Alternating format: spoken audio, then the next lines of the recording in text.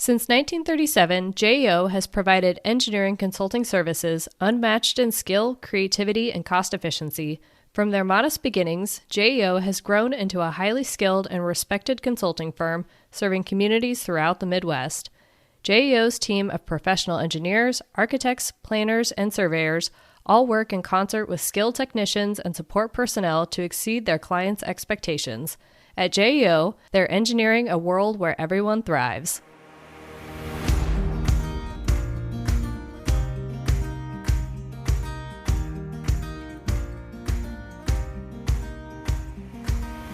You're listening to the Booked on Planning podcast, a project of the Nebraska chapter of the American Planning Association. In each episode, we dive into how cities function by talking with authors on housing, transportation, and everything in between. Join us as we get booked on planning.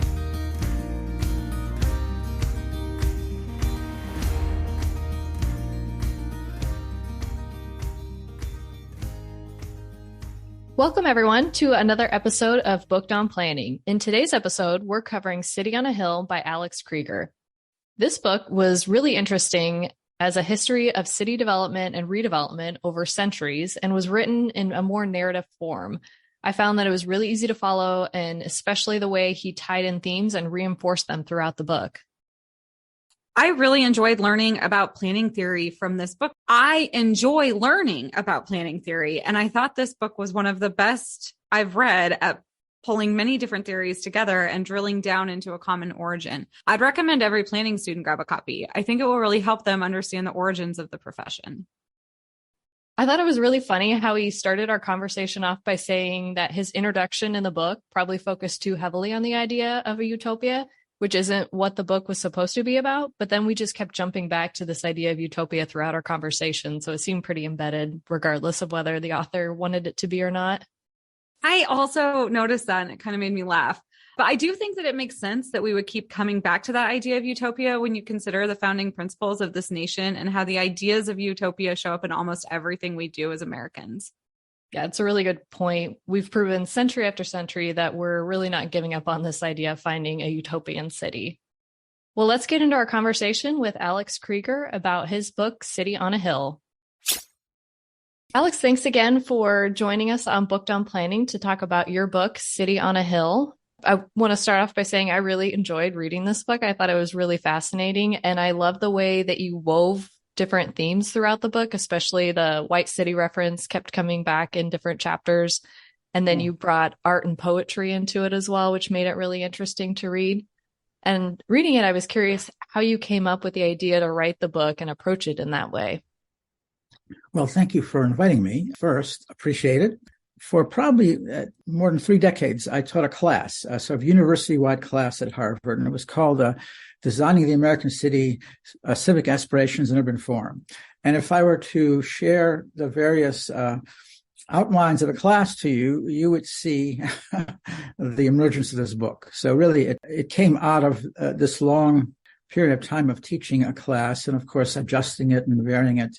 And also, as you may know, I'm an architect. I'm a sort of urban planner in addition to being a teacher. And so I've always been very involved professionally in American cities. And so this just seemed like a natural thing to try to get my thoughts in order, finally, in terms of the book. Yeah. Now, I will say, this may even be your next question, but I may have done myself a little bit of injustice by spending a bit of time in the foreword talking about utopias. The book is not about utopias. I'm not trying to get to a utopia which cannot possibly ever exist. It's really more about sort of ideal aspirations, the search for progressing through an idealization about what you would like to have. And of course, American history, including, of course, even the kind of the things like the Declaration of Independence, were based upon such aspirations. So it's not so much about utopias. It's more about how a culture tried to reach for some of their most idealistic aspirations in terms of settlement.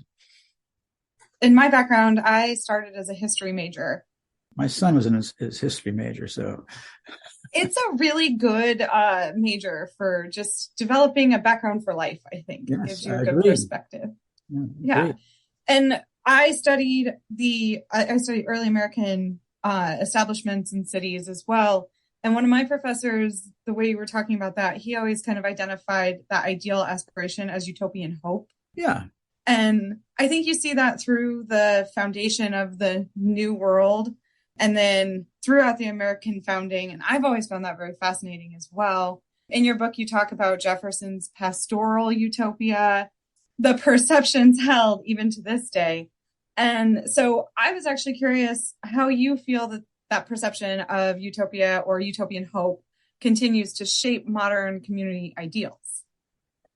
Yeah, it's interesting. At the moment, our American politics are so screwed up and so divisive that talking about ideals doesn't get you very far. But across American history, including, of course, I think at some point in the book, I say, the idea of America emerged before anyone came to America, at least, of course, other than the indigenous populations that were here, right? There was this notion that in this new world that one could start over. And why would you start over? Because you hope that you would make it better.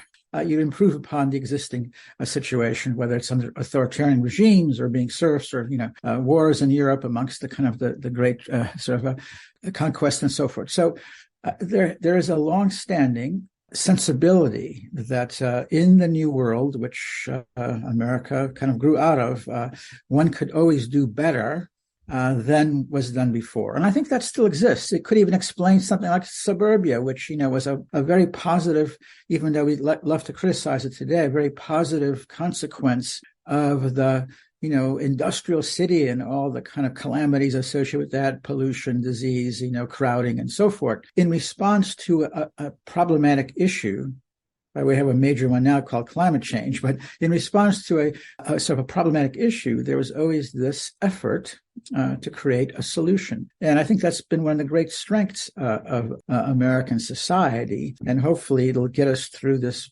rather bizarre period that we're facing right now in terms of our very divisive politics.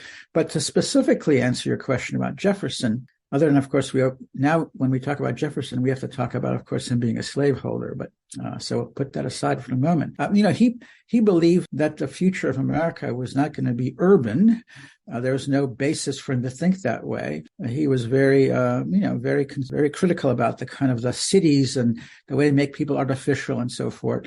And so he imagined a permanent agricultural republic. And I assume that some folks in Nebraska still think of themselves as farmers, right? That sense about the cities makes people sort of artificial, whereas, of course, proximity to nature and taking advantage of it, not just in terms of consumption, but also in terms of intellectual delight and well-being, is an important part of America. And again, another reason you could say why the suburb began to be so completely, sort of overwhelmingly popular at mid-20th century, though, of course, it dates back very early in the 19th century, for those who could afford to do so then. So sticking with the suburbs, you made a distinction in the book between suburb as this ideal utopia or aspiration, as you clarified in this first question, and suburbia as the reality that we often criticize today. And it's easy to see the appeal of the garden city or suburb in the late 1800s, early 1900s, when sanitation in cities was pretty horrendous. But right. Based on what you've read and researched, how did we transition from creating the more idyllic suburbs of the previous centuries to more suburban sprawl? And what do you think caused that? Well, it's simply a problem of multiplication. In the 19th century, a small percentage of the public, and generally those who are sort of at the upper ends of the kind of prosperity, of family prosperity, could afford to retreat from the kind of negative aspects of industrialization, rapid industrialization. What the mid-20th century produced was an option for you and I, for all of us. And so when you take something that sort of occurs okay at the margins, because there's very few people who, kind of so inhabit this kind of garden city like, which still, by the way, along train lines. So before cars, you had easy access to, of course, the city and so forth. When you kind of multiply that to the millions, unintentional consequences, as an economist might say, would emerge. So that's what happened. Now, you might also say that we sort of, the original suburb was not seen to be as independent of the city. It was a way to kind of retreat in the evening or on the weekend from still the proximity of whatever life occurred in the city and your business needs and so forth, right? the suburbia, as we call it, right? Suburbia is sort of like everywhere and therefore nowhere, kind of, right? And we've also become, of course, much more cognizant of the fact that, our overdependence on the automobile also creates issues, not least of which is carbon spewing. The fact that lower density environments tend to kind of sequester us more by income and by race and so forth. And maybe that's not so healthy. The cities, traditional cities, were always sort of mixing grounds, right? Or rainbow coalitions of different kinds of people. As people moved into suburban areas, they kind of chose to move into areas where others were like them. I can go on for a long time. I think there were several chapters in the book that talked about suburbia, both optimistically and negatively. But the simple answer is it's a problem of multiplication. Once it became available to not all, but most, of course, until the 60s, it wasn't really still available to minorities and even sort of indigenous people who kind of, ignored for a long time. But it became available to mostly all. And as a result, complications arose. The need for highways and the need to kind of send out giant shopping centers everywhere. And of course, also the need for needing a car or two or even three, depending upon your family size. And some of those things have not been so advantageous to society as when a few were able to kind of, take a little train ride from Manhattan and enjoy their more pastoral existence. And by the way, back to the first question, the kind of proximity to nature, whether it's just a sort of a literally or just by association, is another reason why, of course, suburbia grew immensely and even related. By the way, you could even say, you could even say that Jefferson was the progenitor of suburbia. Now, he would be very unhappy with that. He would be very unhappy with that suggestion. He would be, rolling around in his grave. But if one of his things was well-being, life, liberty, and the pursuit of happiness, and by the way, that was just the second draft. The first draft said life, liberty, and the pursuit of property. So he creates this mechanism that as long as each of us has a piece of America, we'll have life, liberty, and maybe even a certain amount of happiness. But if everyone is dispersed into their little pieces of land, again, other externalities, if I were an economist, come along, not creating the most resilient or even the most socially advantageous environment as a result. Sometimes what's good for the few does not become good for everyone, for society overall. The benefit of suburbanization accrues to those in the suburbs. The costs in terms of infrastructure and extending all kinds of other systems, electricity, water, and so forth, and of course, overcoming pollution. The cost of suburbia accrues to society overall. We haven't figured that out yet quite. So suburbanization is a problem for society. Thus, the home on a piece of land for you as a family or for me is, of course, an advantage to us. That leads absolutely perfectly into my next question, because it's something that I've been struggling with. I grew up in a very small rural community. I now live in one of our larger urban centers in the state. And you quoted from William Jennings Bryan, who, of course, being Nebraskan, is one of my favorite politicians, from his Cross of Gold speech, where he claims that we could burn the cities and life would continue. But if we burn down the farms, grass would take over the streets of the cities. Right. And I struggle with this connection that still exists today of like, oh, the cities are not where we want to be. The rural area is best for us. But what I don't see people understanding and they overlook is the clear interdependence that the urban and rural settings have on one another. And so in your book, you kind of touch on this dichotomy. And as I was reading through it, I was wondering how we as planners could maybe help bridge that issue. And it's the biggest question, and I'm posing one of the hardest things to answer to you, but what are your thoughts? Yeah. I don't know whether it may also have to deal with sort of size and distance. If you're a city slicker today, as I am, by the way, or at least as my wife calls me, she calls herself a country mouse, by the way, but size and distance is part of the problem. In other words, rural farmers, right, needed access to some sort of place to exchange and trade and sell and so forth and buy, right? So the proximity between a farm and some area of sociability or commerce was not very far apart, and may still be the case in some parts of Nebraska or other agricultural areas, right? But these days, the physical and the kind of intellectual distance between whatever Chicago and the great Midwest where there's farming is vast, right? And the fact that we don't necessarily interact with one another as citizens is part of the problem, which is why, for instance, a certain amount of, and this is a kind of a very sort of leftist idea, that we should bring the production of food closer to where food is consumed. It might even be healthier than transporting vegetables across 1,000 miles in refrigerators and so forth. Now, that idea is being kind of discussed in terms of this kind of a sociability aspect, maybe, or public health aspect, but maybe it would have a kind of a social benefit as well.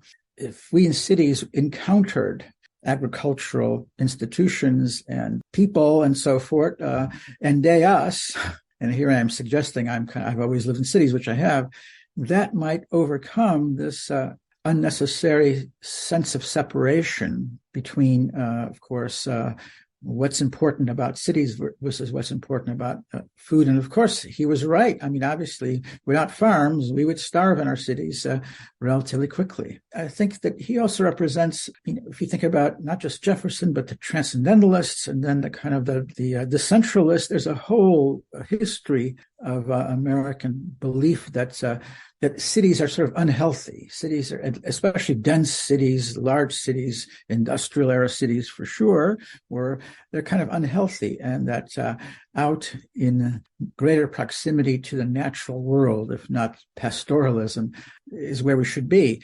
Now, many people believe that, and yet, of course, those of us in the cities kind of say, "Well, yeah, that's what you think." I love my overpriced coffee on the first floor of my apartment building. Over time, with physical and kind of intellectual distance, we've lost this connection that we should regain somehow. But I do really love my coffee.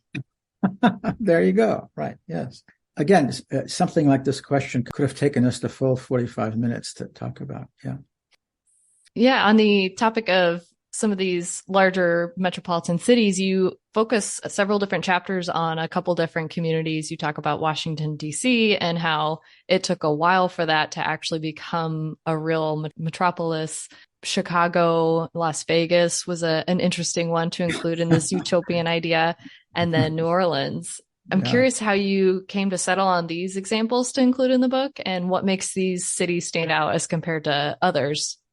Well, of course, I would like to think that those four cities have a direct relationship to this sort of idealism in different ways, right? But also, you have to make choices. So you have to snip away others that could have been included. I noticed that I don't talk about New York hardly at all, even though, of course, it's the kind of capital of capitalism and all of that. And amongst the population at large, globally, they think that's the capital of America. That's what America is like, even though it's actually a very much of an outlier in terms of most people's expectations about where they would like to live. Also, I happen to know these four cities reasonably well. I grew up in Chicago at a younger age, and I've done some sort of professional work in the other cities.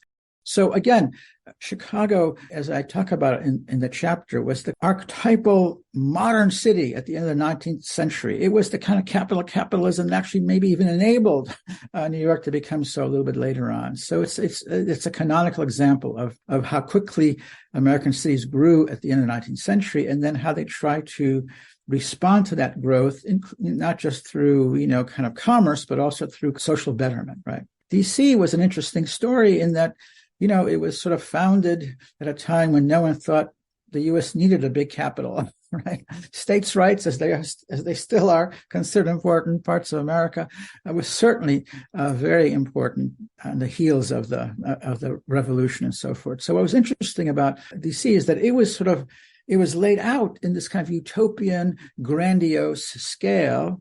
And then obviously it wasn't necessary for a century very much. No one needed to be there, much less lobbyists or businessmen or corporations and so forth. And it took, of course, a century for America to kind of gain, as a country, not as a collection of states, to kind of gain a certain amount of confidence and even imperialistic inclinations. And so at the end of the 19th century, America wanted to kind of express its importance to the rest of the world, show its equivalence to a Paris or a London or so forth. And so people returned to try to actually finalize the idealism, at least in physical terms, at least, right, of what the original L'Enfant plan sketched out, but was finally needed to happen. And what's interesting, there could have been another chapter on DC, which is that it's almost taken another 100 years for it to become a capital in the fuller sense of the term, not as, well, that's where government is, right? Because Paris is a capital in a number of ways for France and Europe and the world, as is Berlin, as is Shanghai,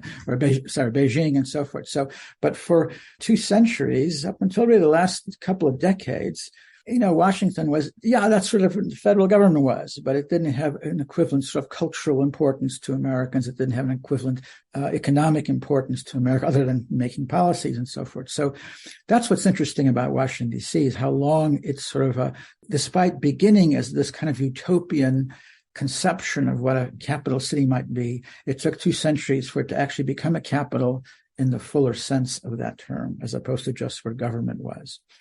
My wife sort of thought it was stupid to put Las Vegas in there, but I actually believe that it has this kind of dual sort of utopian in it. On the one hand, a place to get away for a while, to have a sort of a first class vacation at middle class costs. But at the same time, because of those casinos and all this, there's a lot of work for people who are not very well-educated, that don't require a lot of skills, that actually can make a pretty decent living. And so the kind of the suburban American ideal still exists in Las Vegas.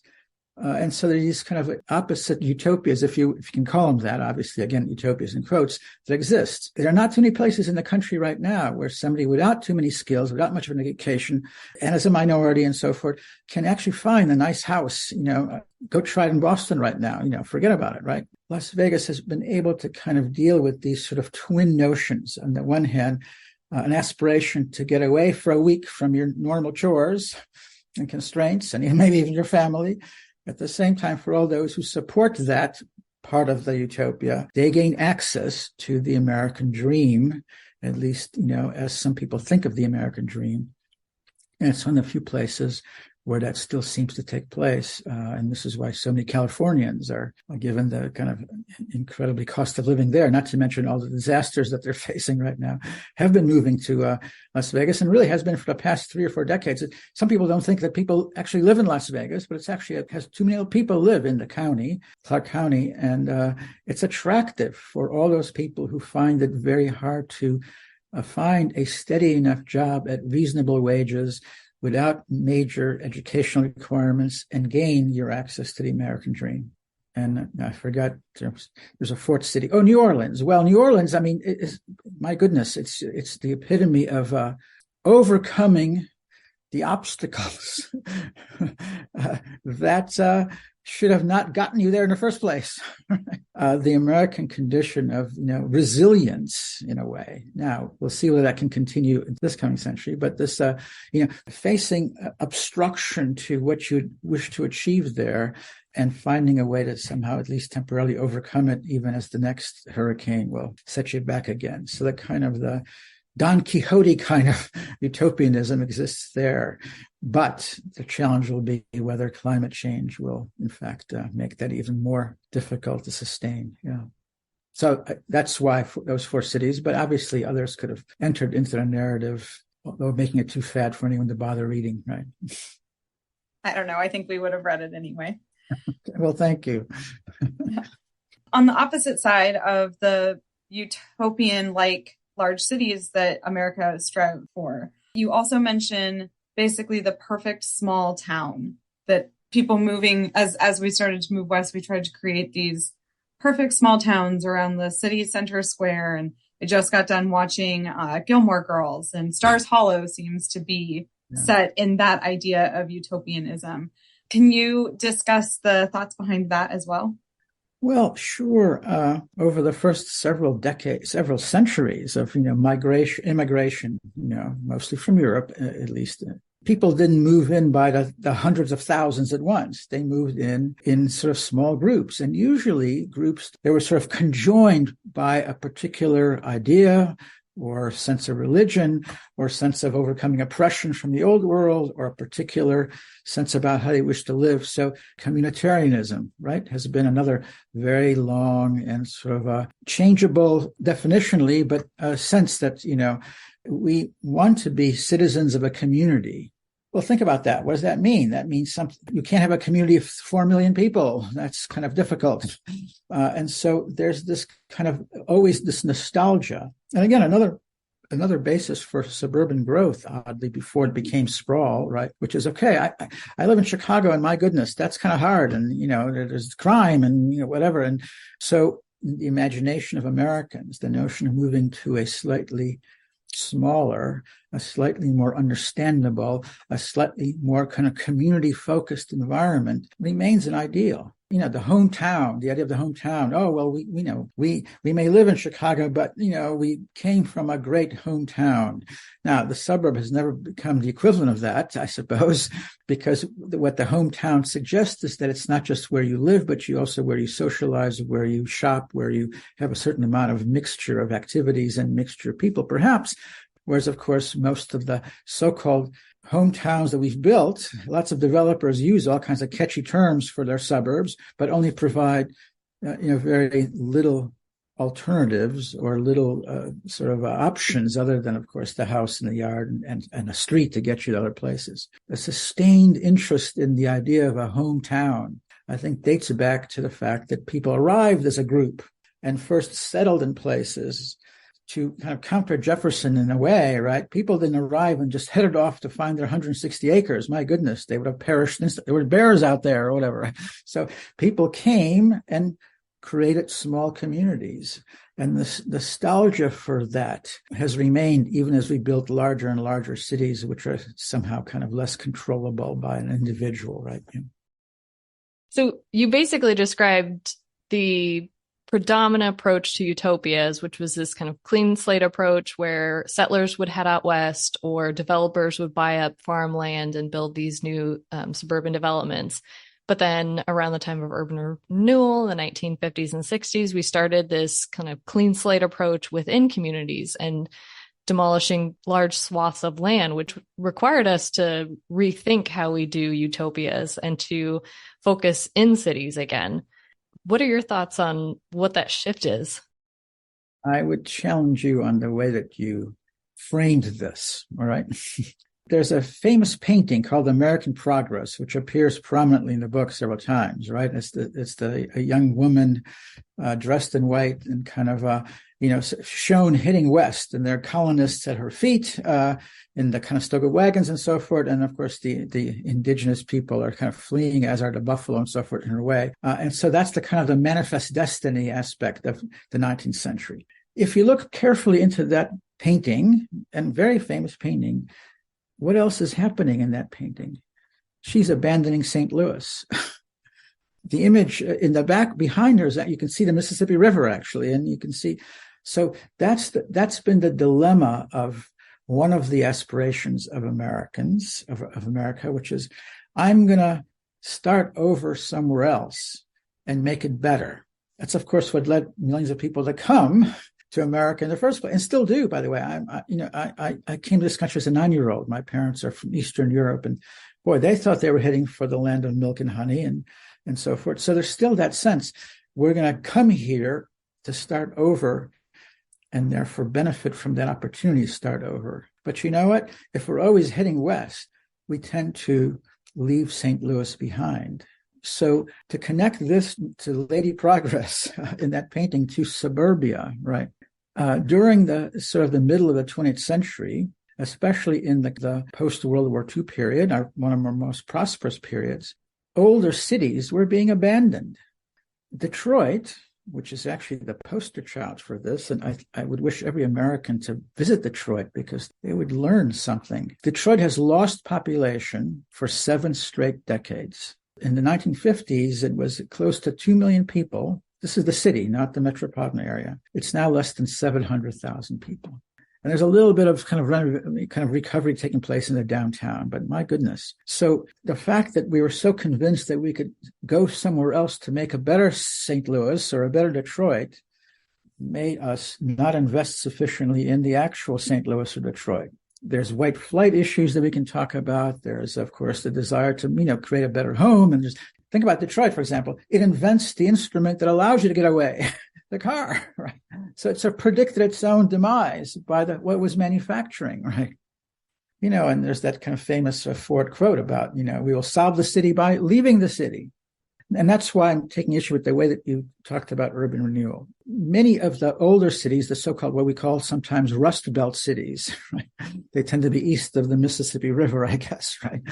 The kind of rapidly growing, industrial cities from the late 19th century into 20th century began to be Boston, which at the moment is thought to be one of the most successful cities, lovely, historic, modern, biomedical research everywhere, all the good things, great tourist places, right?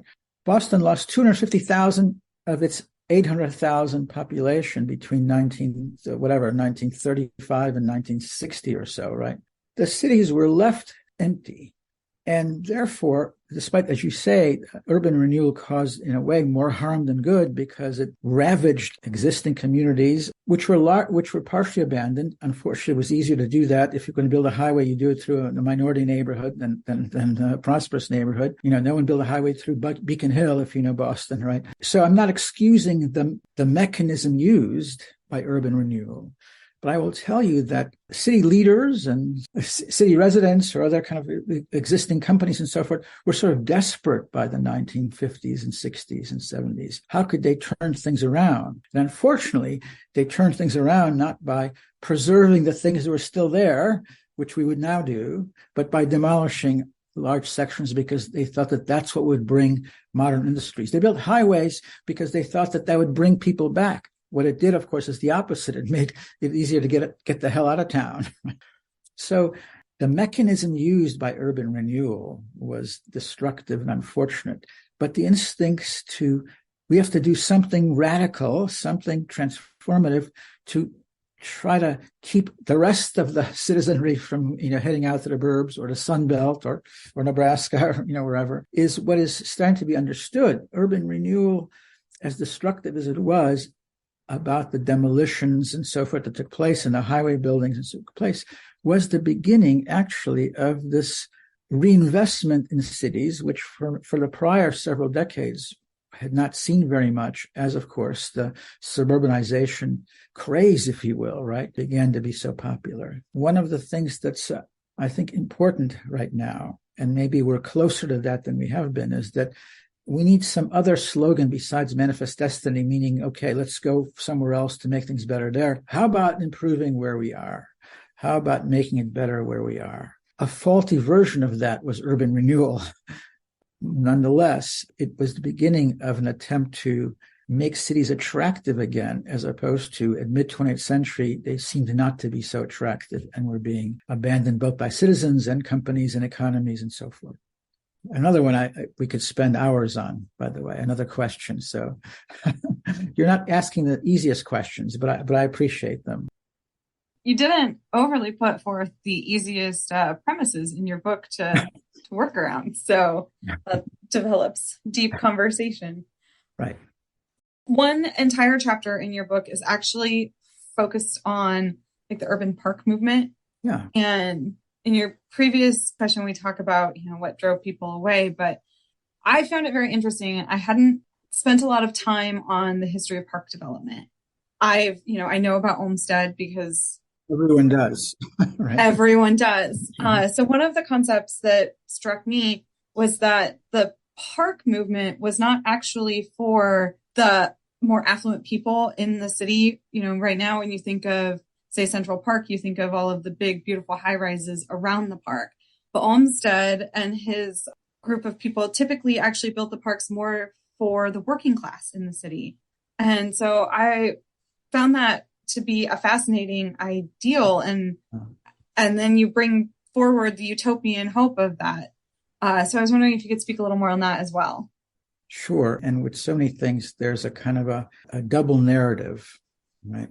So yes, the way we think about the generation sort of led by Olmsted, right, was actually inventing a new way to think about the city. If you ever remember your Charles Dickens writing about, London, what a horrible place industrial cities were in the middle of the 19th century. They were just horrible. And so for Olmsted and his generation, there was a sense that to civilize the city, you actually needed to reintroduce nature. To create more of a sense of well-being, you need to kind of recreate a sense of nature. To overcome the difficulties that the working class and the many immigrants who were working at slaughterhouses and so forth, to make their lives a little bit more pleasant, you had to introduce some semblance of nature because it was just so hard to live in the late 19th century industrial city as opposed to one's imagined hometown, right? So certainly, if you believe in Olmsted, and if you believe in many of the kind of others of the kind, if you believe in the kind of the social reformers, this was a way to improve the life of those who could not, as actually one of the kind of colleagues of Olmsted said, the park is not for those who can go off to the country. The park is not for those who have a summer home. The park is not who can sort of fly off to the mountains. Not that they could fly then, but the point was, the park is for those who can't, and therefore require this proximity of the healing and civilizing in quotes, aspects of nature that we have to reinsert into these, kind of awful cities. That's the kind of ideology that comes across. And I'm not about to refute it, except in a slight way, all right? That was the idea for the park building movements, and not just the Central Park, but in Boston. And in the book, I talk about Kansas City, of all places, because it built one of the most kind of remarkable park systems of any city. And it was a kind of a boom town at the end of the 19th century. So it was an effort to try to make the city more livable for, again, those who could not go off into their garden suburb yet, right? Much less modern suburbia. There is another kind of narrative that probably also has some sense of truth about it, which is this was an attempt by the upper middle classes to sort of pacify the public at large. Remember what sort of Baron von Haussmann in Paris. Everyone talks about what great boulevards he created, but actually he was also creating a way for kind of Napoleon soldiers to be able to get in and overcome riots, right? So there is this sense that it's kind of a twofold desire. At the kind of altruistic end, it's just as you say, it was this kind of to make life better for those who had no other options but to kind of toil in those cities. But there's also this sense about how this was an attempt to kind of, by the upper classes, to not just pacify, but to kind of train people to behave slightly more differently than, as opposed to become a little bit too critical about society. Now, there's one more thing which I think you identified, at least in me. The designers of Central Park weren't worried about gentrification, even though, of course, my goodness, what's the most valuable real estate anywhere in America other than the borders of Central Park? At the moment, right, there's actually, and this is national for sure, there is some resistance to park building, at least in some urban neighborhoods, because, in fact, the fear of gentrification. The High Line in Manhattan, my goodness, everyone's favorite, new kind of open space for a decade. All of a sudden, you Google High Line and you'll see lots of negative criticism, not of it as a place, but the effect it had on this area, which is now so tremendously overbuilt and completely divorced of all of its kind of all the citizens who used to live in those areas as well. Boston now, our famous emerald necklace never became a full necklace because a piece of it was not finished by the time that, energy kind of ran out and money and so forth. In the last couple of decades, every couple of years, somebody says, let's finish the emerald necklace. Let's finish this 2-mile corridor. But the people who live along that 2-mile corridor happen to be largely minority, happen to be lower middle class. And they're saying, wait a minute. I don't want no freaking greensward there. I need other things for sure, better sidewalks or parking spaces or better schools and so forth. If you make this into a greensward, for homeowners, maybe it's a different sensibility, but actually it'll gentrify, and so I won't be able to stay there. So there's a funny kind of conundrum. At Olmsted's time, it was the parks were for the benefit of the lower and middle classes, At the moment, the parks seem to be for the benefit of the upper classes, the one percenters, right? And there's some resistance actually to enlarging parks or creating parks in some of our cities, even though, of course, during the pandemic, we all said we need more open space, we need to be able to get out, and we need to kind of separate ourselves occasionally from each other and so forth. So that's an interesting turn of sensibility towards parks, at least in some portions of urban America right now. It's very interesting what 100 years can do to changing how we view things. Yes, right. Yeah. And by the way, one of the things that I don't talk about Central Park, Olmsted didn't think that was his major achievement. That was a park, magnificent though it was. He was interested in the sort of the nature imbuing the city overall through a series of parks and boulevards and greenswards and so forth, not just building a park, right? That's interesting. But now, of course, in Boston in particular, the Emerald Necklace doesn't reach out into every particular neighborhood, right? And every time somebody says, let's build a strand of the Emerald Necklace, there's some resistance to it, especially in the kind of lower middle class neighborhoods, right? So yeah, that's a strange overturning of the ambition of the park builders, which is actually through open space, make cities, make life more livable, healthier, full of well-being, and contact with a semblance of the natural world. Well, we're getting towards the end of our time here, and we've touched on a lot of different aspects of your book, but is there anything that we didn't cover or any important messages that you think we should leave this episode with? You caught me on another kind of contradiction in the book, in our earlier conversations, which is that at the end of the book, I kind of criticized the idea of creating a sort of this sort of middle landscape, the best of both worlds, right? It's true. It's a kind of if you do want to think about a utopia, an imagined utopia, right? You would say, well, I would be close to the benefits of the city, and I would be close to the natural world or the mountains or the seashore, however I kind of want to connect with the kind of larger landscape. And so that idea, which has sometimes been called the middle landscape, inhabiting the middle landscape, I think I quote Emerson by saying, I wish for rural virtue and city facility and polish. That's another kind of statement about this desire to inhabit the best of both worlds. But to some extent, all of our attempts to build the best of both worlds, largely with suburbia, the extremes go away. We sort of destroy nature, and we not even make the best cities, right? So somehow our attempts to make the best of both worlds maybe is at the expense of keeping the best of both worlds, right? I can say it that way. So that's another kind of a conundrum, if you will, about American civilization, which through our prosperity, actually, we've been able to build these kind of middle places, middle landscapes, but as they become acquirable by all or near all, the extremes, we're not building too many New Yorks for those people who love that kind of thing, and we're actually disengaging ourselves more and more through from actual contact with either rural America or the Rocky Mountains or right, whatever, yeah. So, but you caught me because that's, because most of the book is about trying to find that sort of great spot. And yet, of course, it's also building it creates some problems as well. Do I have another minute to talk about affordable housing? Yeah, go ahead.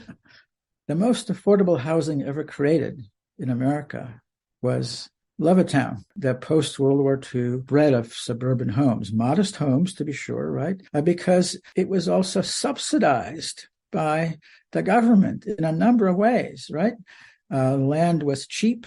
Roads were being built to get access to it. Infrastructure, whether it's sewers or electricity or, telephone wires, was being extended and so forth. What made housing affordable, except for whatever, bad old apartments in decrepit neighborhoods in big cities, was actually a lot of public subsidies. They were not thought about as such necessarily, right? In the 1950s and 60s, again, virtually everyone, except for, our treatment of minorities, and virtually everyone could afford, I think I even show a little headline from a newspaper saying, a house for any wage earner. There aren't too many such headlines in America right now, a home for any wage earner.